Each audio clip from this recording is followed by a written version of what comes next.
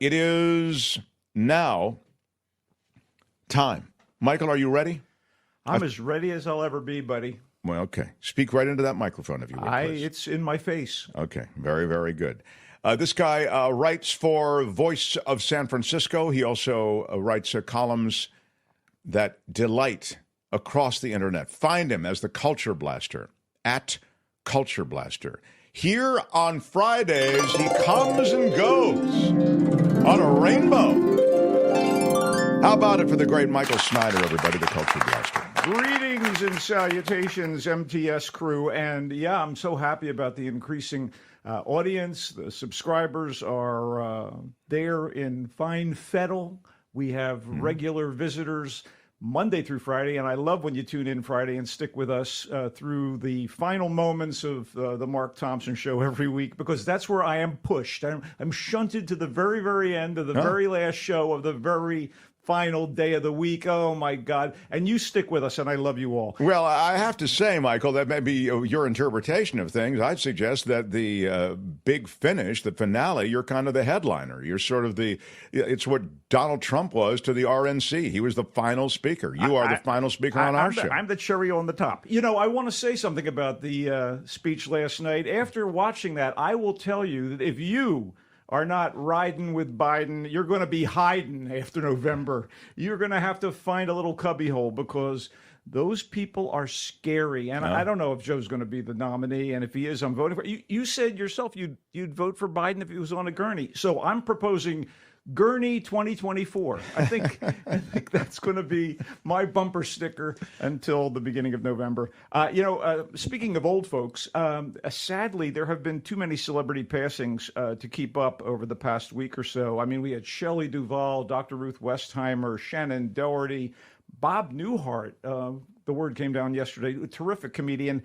And weirdly enough, the only one of these folks that Mr. Showbiz, that's me, has ever been in contact with was Richard Simmons. And it was really startling, because he's so flamboyant and kind of silly and fun and whatever. And the ex and I were getting on a plane after Carnival season in New Orleans to head back to the West Coast. And he was right in front of us in the queue getting onto the airplane.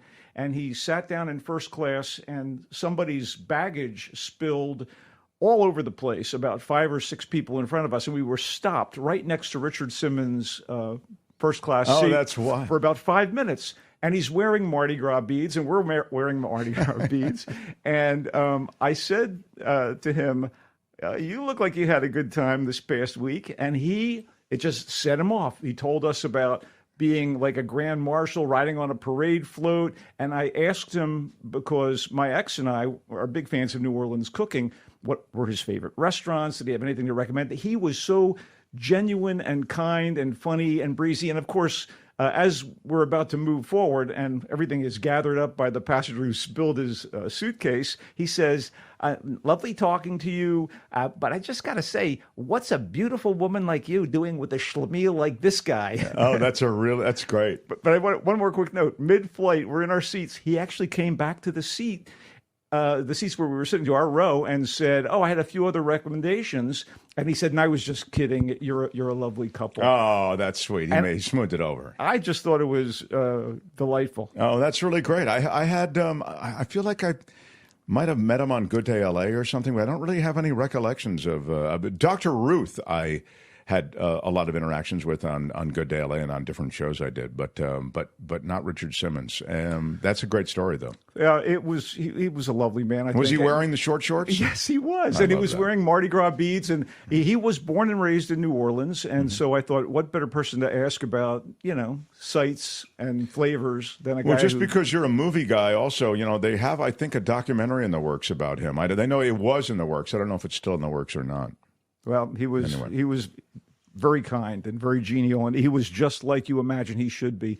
Genial's a ding word. In my current piece for the Voice of San Francisco, Mark, I cover the current creative fallout from mergers and acquisitions, specifically the completed and misbegotten merger between Warner Brothers and Discovery, and the in-progress acquisition of Paramount Global by Skydance Media, and how both situations are less than friendly to significant content and IP that is identified with both companies that are being acquired or involved in the merger. It's all bottom line driven, which brings me to this week's opening review, a blockbuster to be sure, and one that I frankly enjoyed. So what's that old saying? Oh, yeah, everybody talks about the weather, but nobody does anything about it. Well, in the 1996 hit movie Twister, Helen Hunt's scientist character decides she's going to do something about the weather. She's trying to understand tornadoes using a machine that she and her estranged husband, played by Bill Paxton, developed together. And another brainiac tries to get his own version of the device going. So the couple are forced to start chasing storms together to beat their rival. So thrills ensue. Of course, it was a really wonderful summer movie that just, brought people in. It was just terribly exciting. And at that point, the special effects were starting to get good enough where you could do Twister chasers. It was kind of cool. Anyway, they finally got around to doing a sort of remake of Twister because, Hollywood believes that everything old is new again, or will be if the box office is impressive enough the first time around. Sure, it was a hit, so let's make another one type thing. So, yeah, Twisters, there is a plural, so that means more tornadoes, more fun. This time out, the protagonist is a young woman, again, the canny Oklahoma gal, Kate Cooper, played by British actress Daisy Edgar Jones. I'm so down home. No, she's actually quite believable as this, American gal. And with her collegiate buddies at the beginning of the film, she's chasing tornadoes because she has come up with a chemical seeding process that she believes will actually stop tornadoes, thus saving lives and property. And Let me guess. Instead, it actually creates tornadoes. No, but okay. something does go wrong. Okay. And she quits her quest, and I guess she joins the National Weather Service as a storm monitor. I guess that's punishment, and she's got to sit at a computer console in New York. But you would know more about meteorology than any of us here, having So they parked her in front of one of those computers to keep an eye on. She sees the brewing nastiness that is coming. Is that it, Michael? Right, but she's not thrown in the middle of it because of the tragedy she's already endured. Yeah. So an old friend from her old tornado chasing group gets back in touch and pulls her back into tornado chasing with the promise of resuming her experiments and, again, saving lives and property. So it's back to Oklahoma where she and her new colleagues, along with her old buddy, run into a pack of wild, publicity-hungry, storm-chasing internet superstars. That's real. Yeah, and they that's keep out it, there, they right? keep it contemporary. And these people are led by the swaggering Tyler Owens, and happily, he is played by rising and charismatic actor Glenn Powell. Yeah. So you just woo. Yeah, Glenn So Powell's good a in hottie. Hitman, and he still has that charm. And it's not a meet cute; it's kind of a meet nasty. But they're going to get together, but it doesn't matter. And there's all kinds of peril, and tornadoes are coming here and there, and they're all in the middle of the tornado window, the tornado zone. Sure, and Tornado Alley. Tornado Alley, call it what you will. Anyway, no, that's actually the proper name. Yeah, I think. that's okay. Thank you. Anyway, Mark, of course, again, knows weather. So they eventually start chasing tornadoes together. You know what? I saw this on IMAX, and I just got I got a big kick out of it. And I know it's a little pricier, but if you are still going to the movies, and I know people are staying home and watching on their home entertainment units, but this is the sort of movie that should be seen on the big screen. It had me in a spin, I got to tell you, and does she throw sharks at the tornado is what Brian wants to know. There is no Sharknado, No. but Lee Isaac Chung keeps the plate spinning, and, again, the effects are better now than they ever were, and there's not much in the way of plot. You kind of know she's going to rediscover her adventurous side and be out there amidst the twisters, but it doesn't matter because it's fun. And again, so charismatic is Glenn Powell, and Daisy Edgar Jones has charm. So you liked it? I did like it, and this is not a great film, but it is a terrific entertainment for the middle of summer, which we are right in at the moment, and it is the absolute definition of a popcorn muncher. Twisters is in theaters, and for what it is, I recommend it. All right. Very good. What else do you have? Okay, so this week's horror movie, I mean, it seems like there's a notable one. Well, the one that you week. have, that long legs, that is a hit. Oh, good. I'm glad. I thought of you when I was reading an article the other day, so they're really doing well. We talked a little bit earlier about corporations buying into familiar stuff, franchises, and sometimes misusing IP, and it's so wonderful when someone comes up with a twist or something. Pardon the use of the word twist after all that Twister stuff. Something new and different on the horror front instead of revisiting Jason and Freddy and Some the rest sequel, of those lunatics. So this is actually another good horror movie if you like this sort of thing, and I do. And it comes to us from Ireland, and it's a banger with some mash, so to speak. And rather than lean on familiar Irish folklore, which they might do, as opposed to going to the Freddy Jason route, there are no leprechauns, there are no banshees or pukas. Instead, it comes up with its own freaky mythology involving a statue, some witchy spells, and some mentally deranged menaces, because, the hand of man is involved here as well. So it's called Oddity, and it concerns twin sisters, both played by Carolyn Bracken, very well played by Carolyn Bracken, and the career path that the single sister took as opposed to getting married and becoming a literal homemaker as the married one did. So Danny is the married one and the homemaker, and I say that because she's slain at the country house that she and her psychiatric hospital-running husband, Ted, are renovating. Oh, my God. So... so the guy's a psychiatrist. Anyway, the other sister is Darcy. There's Danny, and there's Darcy.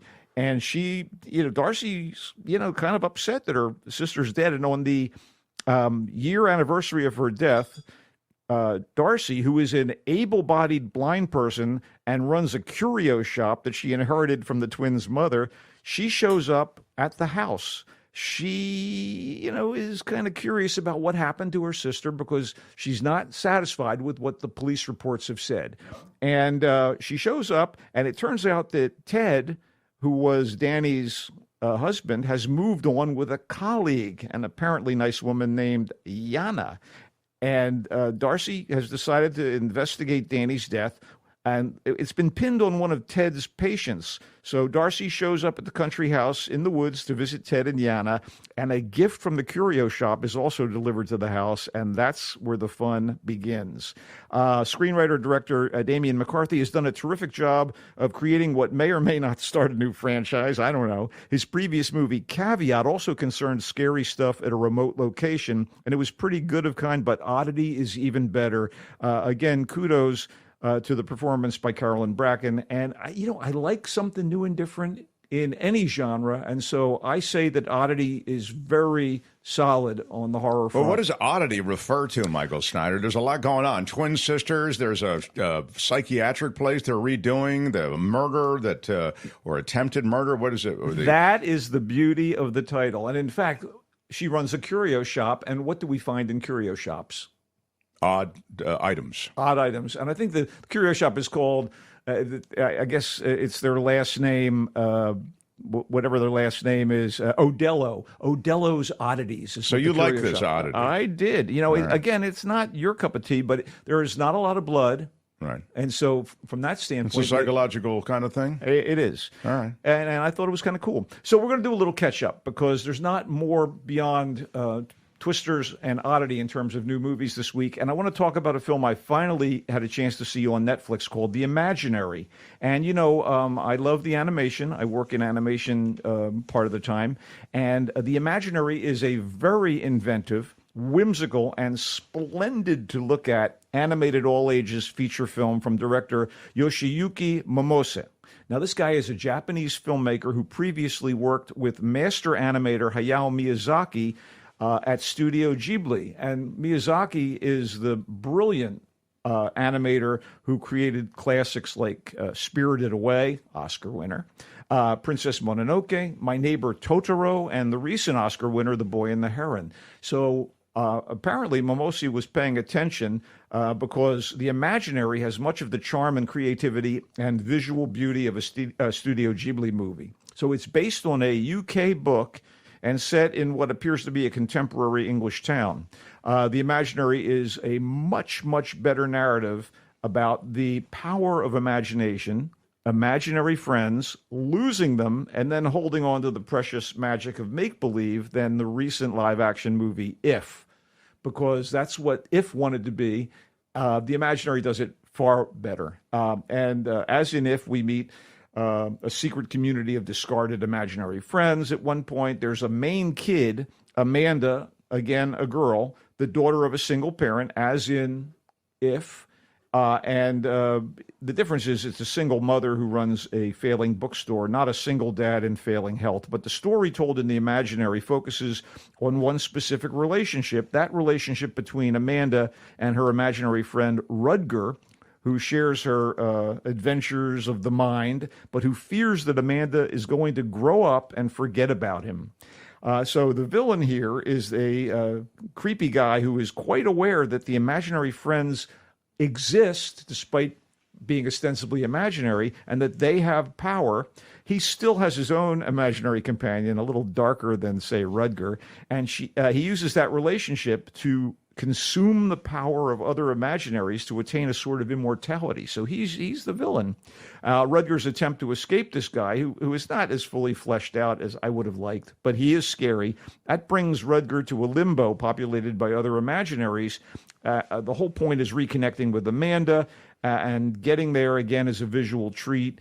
I usually recommend seeing a Japanese movie, even the animated ones, with the original voice actors and English subtitles. But since this is actually set in England and has a great English language voice cast, including Haley Atwell, Jeremy Swift, Kai Penn, and LeVar Burton, I say watch the English dub on Netflix. Look at you. It was really charming and beautifully done. Wow. All right. A little family fun. That's called The Imaginary. Yeah, now here's something that's not for families, I don't think. This is just for grown-ups. It's called Last Summer, or Le Dernier Été, en français. Is this a French film? Oui, it's a French film. It's been around for a couple weeks. And again, we're doing a little catch-up. Subtitles. Who's got time? Really? I want to eat. I want to get high. I don't have to read. Wait, you don't have to have subtitles on The Imaginary, despite it being a Japanese film. Again, the dub is good. This is still a very good psychological study by the fearless French director and screenwriter Catherine Breillat. She's the... How do you say fearless in French? Sans peur. Sans peur. Without wow, fear. Look at you. He really speaks it. Go ahead. Un peu, yeah. Anyway, so Catherine Breillat made the films Fat Girl and The Last Mistress.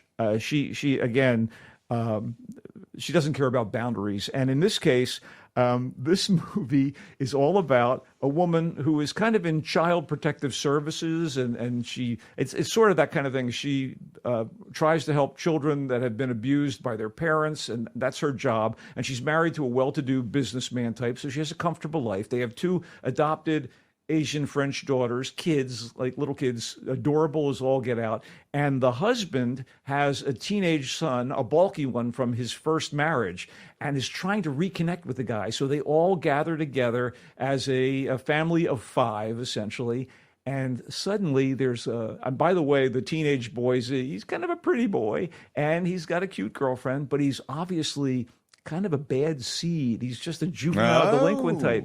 And for some reason, our lead actor here, lead actress, and the attorney who helps these kids, in perilous circumstances, is attracted to her stepson, and vice versa, and it gets really pretty hot and bothered. In fact, as I'm watching this, I'm thinking, oh, those Randy French. So this is, again, not for everyone. It's got There's nudity. Is that what you're telling me, Michael? There's some butt shots, yes. Okay, I think that's so. just some tasteful nudity is what you're saying? There are some sex scenes, and so if this is upsetting to you...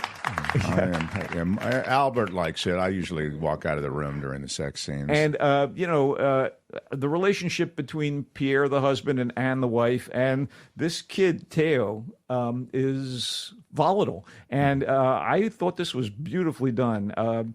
The idea of an older woman, albeit one that's a good-looking woman, played by Léa Drucker, who did voice work in the recent animated French film Mars Express, which I loved.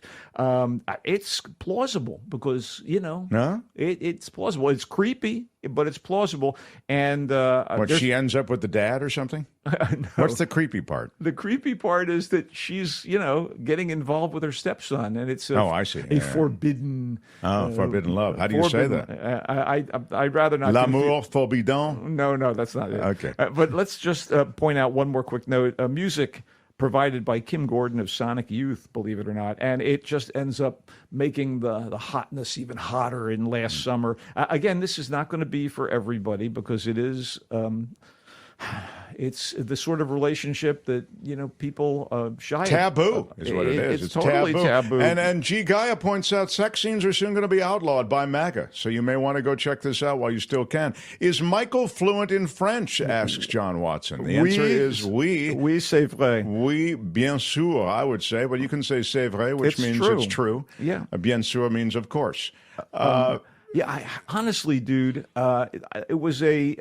I thought it was a beautiful personality drama. I thought it was very well done. And again, not for everybody. Let's do a quick pivot if we can, because I want to mention a TV program that I've been following, and it's in my wheelhouse. Well, before you started, Kim has jumped on, and I'm sure she has a question or How many breaking, languages each do you guys speak? Because I didn't know you spoke French, Mark Thompson. You speak Spanish and French, and what else? He speaks very fluent Spanish. I speak Spanish, and I speak some French. My mother was a French teacher, so Right. but I was a l'enfant terrible. What does that mean? A bad kid. A bad kid. And I did not want to learn it because my mom was a teacher. I don't want to learn French, Mom. Enfant terrible. It's a But trope. Michael really speaks French. I've spent a lot of... he spends time there in Paris. Well, look, he wears the beret. He's Parisian. He's a big Pas exactement. So English and Francophone. French for you, Michael, or is there more? English and French, and I do speak inner city angry. Oh, yeah. John says he knows all the French dirty words, which is you must know those. That's a dirty bunch words. of merde. Anyway, that's okay. Fine, Kim. It's a bunch of merde. Very Kim, good. of these movies, I would recommend for you Twisters and the Imaginary. I know you'd be a little uneasy about the stepmother, Yeah, the stepson last thing. summer is not for Kim. Well, but you were going to say Right, one you more guys thing. really slammed down my sexuality. No, Just I'm not saying. doing that. No, because you have a family. We're just talking about it's not a family. Don't watch the sex movies with the kids? Yeah. Yeah, that's all. No, I think actually, if I must tell you, I never said this before, but I think Kim is, I think she's cranked up on the SEX. If it was Glenn Powell having sex with Daisy Edgar Jones, I say, Kim, get in line, buy a ticket. But that's not what we're talking about here. We're talking about last with your summer. iron rod. Yeah. Kim, how are you? Taboo. Anyway, before we get too deep in the weeds here, I do want to talk about this TV program. Do you mind? Please. Okay. It's the fourth season and final season of Snowpiercer, which is premiering Sunday. Series 4 is premiering Sunday on AMC and AMC Plus, and it's based on and expanding upon the very cool Snowpiercer. Cool. Anyway, Bong Joon-ho sci-fi movie. All about a post-apocalyptic world that's frozen over. And it's essentially after Earth has experienced a kind of nuclear winter, and the only means of survival is on a massive, perpetually moving train that could only accommodate a limited number of people who find themselves divided by class. And the class of their tickets. And this leads to all sorts of conflict beyond the sub-freezing peril of the landscape, constantly zipping by as they're on the train. And will the train continue to run? Are they the only people left on Earth? Who survives? Anyway, Is there a bar card on the train? Oh, yeah. Okay. And there's a whole party car on the train. Okay. But it's a massive train. It's like 800 plus train cars long. But this science fiction movie was cool. But the series, which stars East Bay's own Daveed Diggs, by the way, who's people know he's from Hamilton. He was one of the stars of Hamilton. He's a terrific actor from Oakland, I think. Jennifer Connelly, and this season Clark Gregg, who people love from the Marvel movies and TV shows. And again, it's some exciting stuff, if you ask me. I thought that it was worth revisiting for a fourth season, and they're going to do it, and I think wrap up the story. Snowpiercer is what that's called. Yes. I will tell you that I just picked up with Courtney a very well-reviewed by you TV series called The Gentleman. Yes. You had told us about it on this show. It's Guy Ritchie. Yes. And it's terrific, and it's our new guilty pleasure. You could do worse, buddy. Last summer was so you heard about Snowpiercer, the final season. Michael's very much on board. The Imaginary, the animated film, exploring the relationship between Amanda and her imaginary friend. Maybe not so imaginary, he says, despite the fact this is a Japanese film. In a break from what is typical Snyder tradition, the Culture Blaster usually likes it in the native language with subtitles. But in this case, he says the English dub of The Imaginary is the way to go. And it's available on Netflix, which is a boon to many. Oddity is the twin sisters film. It's played by Carol and Bracken, both those sisters. They have the oddities abound. To be honest, I was overwhelmed by the oddity. Unclear as to what exactly the oddity was. It all seemed odd. There's somebody missing. One is slain. It's pinned on an old student of the. No. One is slain. The other one wants to find out the truth. It's said that the one that was slain was killed by one of the husband's students. No, one of the husband's patients at the psychiatric hospital. Okay, a psychiatric hospital. Yeah. Let me ask you, where is that playing, in theaters or is it? It's in theaters. It's in theaters. And, but we started with Glenn Powell, that hunk of Glenn Powell. Oh, he is something else. Girl, you just woo. Yeah, girl, do it. Twisters is the sequel to Twister. No, it's just sort of the same idea. I see. Okay, it's not really the sequel, but it's the same idea. He says. Unless we think of science as a long narrative, and back in the day in Twister, they had certain scientific abilities. The science is ridiculous. This is a continuation of work. tornado research. It's Well, you know who the consultant was on this Twisters, don't you? Dr. Emil Schaffhausen. Dr. Emil Schaffhausen III. I couldn't be more delighted. Twisters is a big hit already, and the Culture Blasters review hadn't even come out yet. And he says, check it out in IMAX if you really want a treat. It's fun. Yeah. There's very little plot per se, but it's so much fun going on the ride. Michael, I've enjoyed our time together. I look forward to next week. Anything else you want to leave us with? No. I have 10 more seconds. Next week we have Deadpool and Wolverine, which is the 5,000-pound superpowered gorilla in the room. Yeah, loving that. Check out the Culture Blaster, voice of San Francisco. You can find him at thevoicesf.org, thevoicesf.org. He's also Mike the Knife 123 on Instagram. He goes to all these art openings, all that cool stuff that Michael does. And then on X and the other stuff, he's at Culture Blaster. I just want to remind people, and the celebrity deaths reminded me, stop and smell the Coachella Valley coffee. People. Very well done, Michael Snyder. Very well done. He comes and goes on a rainbow. Bye-bye, Michael. Go Giants! Yeah, right on, Michael Snyder. The Mark Thompson Show.